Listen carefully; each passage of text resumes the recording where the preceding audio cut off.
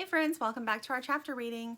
Today we are continuing with Toys Come Home by Emily Jenkins and pictures by Paul O. Zielinski.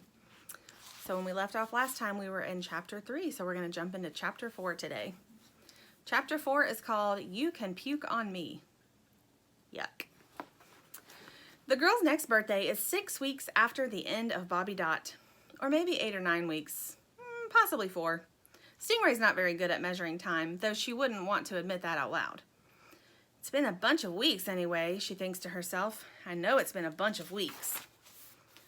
As a birthday surprise, the girl's parents buy her a new walrus, exactly the same model as before. It arrives in a cloud of pink tissue paper on the morning that is both of the party and the actual day of birth. The walrus is fat and walnut brown, just like Bobby Dot was. But its eyes have the flat, unfocused look that make it seem more like furniture than someone to care about. The girl tries to love the new walrus. When she first receives it, she gives it a big hug, and in the days after, Stingray sees her cuddle it and talk to it and put necklaces on it, but never for very long. Always after a couple of minutes, the walrus is flung to the floor in favor of something else. The girl can't even think of a name for it, just calls it No Name Walrus. Even when the toys are alone, No Name Walrus never talks. It does not even smile or tilt its head like the rocking horse in the corner. Instead, it's silent and still, like the orca and the pirates in the bathroom. Maybe that's why the girl can't love it. In fact, she seems angry at No Name Walrus. She throws it across the room one day, sobbing, "You're not the same! You're not my walrus! Not my real Bobby Dot walrus!" One day, the girl picks up No Name Walrus and puts him in her backpack. "Stingray wants to come too," she calls down the stairs to her mother. "Can I bring Stingray?" "We can't exchange Stingray," the mom calls back. "You've had her for a long time." "She wants to help me pick out something else. She wants to go to the store," calls the girl. Stingray is not at all sure that she does want to go to the store. She's glad she's not being exchanged, whatever that is. But the store could be full of cash registers that ding so loud your ears hurt, and salespeople who put stickers on you, and long ropes of licorice that people swing around their heads, and dressing rooms with too many mirrors so you can see yourself a million times. These are ideas Stingray's gathered from hearing the girl talk about stores, and she worries about them the whole time she and No Name Walrus are in the backpack, which is dark and smells like old fruit. But in the end, when Stingray comes squinting out into the light, the store is bright and cheerful. A room full of wooden shelves stacked with puppets and plush animals, puzzles, art supplies, and board games. "Sure, we can exchange this little guy," says the store clerk, checking the receipt the girl's mother offers her. Stingray looks once more into No Name Walrus's furniture eyes and sees nothing. "Goodbye," she whispers, just in case it can understand her. Then the clerk tosses it gently into a bin of other identical walruses, and suddenly Stingray cannot even tell which walrus she lived with for a week and which ones are strangers. It was always a stranger walrus, she supposes. It was never going to be anything else. The girl's allowed to pick out a toy the same price as No Name Walrus was. She browses the shelves of stuffed animals, holding Stingray by the tail. Stingray has never seen so many toys. It's kind of disturbing, actually. "Hello there," Stingray whispers to a woolly knit dolly with button eyes. "I like your blue dress." The dolly doesn't answer. "That's great ruffly lace," Stingray adds friendly. Still no answer. It's a stranger dolly. The girl stops before a small plastic tiger with an angry, almost sour-looking face. "Excuse me," asks Stingray.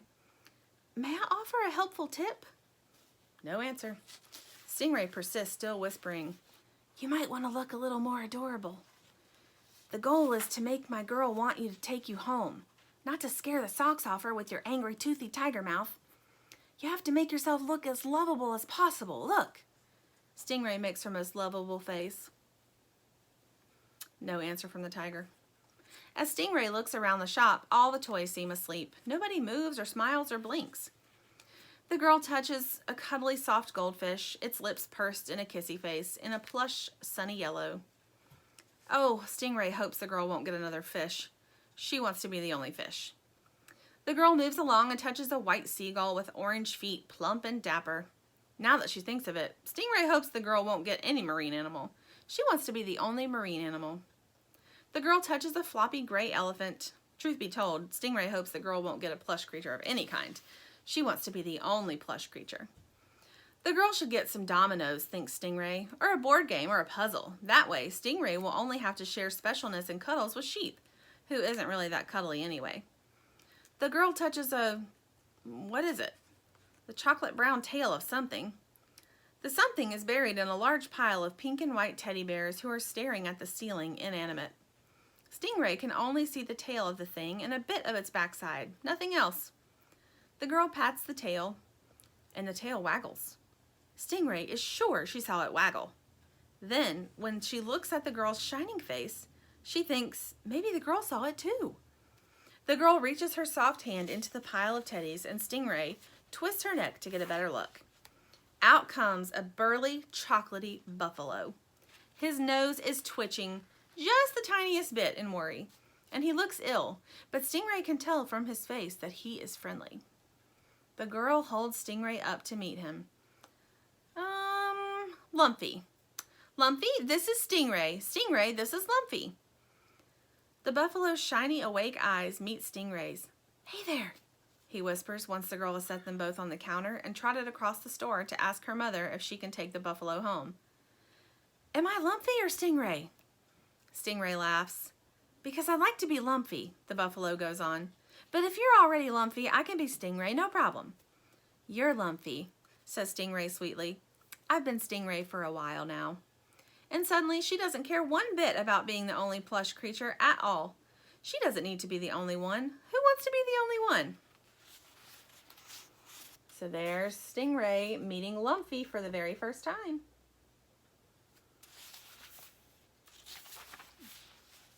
The buffalo gets sick to his stomach in the backpack. Oh, he moans, keeping his voice low so the girl won't hear.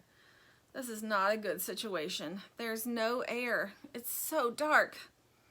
We won't be in here too long, says Stingray. When the car goes over the bumpity part, you know we're almost home. Really? Yes. And what's that old fruit smell? The buffalo moans. I think it's pear, Stingray sniffs. Or maybe apple? No, definitely pear. How do you know so much? Stingray glows. I've been around a long time, she says. Plus, I arrived on the planet just knowing things. It was kind of like magic, how knowledgeable I was from the start. I don't think it happens to everyone. Lumpy moans. My tummy hurts, he says. Do you know why my tummy hurts? It's probably worry, says Stingray. But also it could be motion sickness. Lumpy is sick to his stomach on the way up the stairs. He's sick when the girl bounces with him on the high bed. And when the girl was called downstairs for dinner, he's sick just sitting still on the carpet. I don't think it's motion sickness, he says, because there's no motion anymore. Are you going to puke? asks Stingray. Maybe. Stingray feels a surge of generosity. Lumpy needs help. You can puke on me if you need to, she blurts. Okay, says Lumpy. Thanks. They wait. Finally, Lumpy makes an embarrassed noise. What's puke again? He asks. Throw up. But, I thought you said I could puke on you. You can puke on me, says Stingray, full of simple joy at her gut instinct that Lumpy is a deeply excellent person. Because you're my friend now. It's an honor to have a friend puke on you. It is? It's like a huge compliment. She made this up in herself, but it was so long ago that Stingray believes it now. Lumpy rubs his face with one front paw. Maybe I don't understand compliments yet. Well, there are other ways to give them, says Stingray. Like you could tell me I'm an especially pretty color. Oh, says Lumpy. Or you could say that I'm your friend too. Oh. Are you still going to puke? asked Stingray. Maybe. I don't feel good. Go ahead, Stingray cries. I don't mind a bit. Although now she's remembering that if she gets puked on, she'll have to go down in the basement and be washed and possibly dried, which actually sounds like a horrible idea. There is a terrifying pause. Lumpy looks fantastically ill. Stingray wonders if she can take back her offer. No, she can't take it back. She makes that fear noise without meaning to again. If she takes it back, Lumpy won't be friends with her. He looks even more ill. Stingray squeezes her eyes shut and waits for it. I don't think I can actually puke, Lumpy finally says. He sounds a bit disappointed. Because I don't eat anything. Phew! How could I forget, Stingray says. Of course you have to eat to actually puke. I don't know how I could forget for a second like that I did. Because I totally know all about that. Sorry I can't puke on you, says Lumpy. That's okay. They're silent for a moment. Hey, do you know what? Asks Lumpy. What? You're an especially pretty color, says Lumpy. All right, that's all for Chapter 4, so join me back next time for Chapter 5. Bye!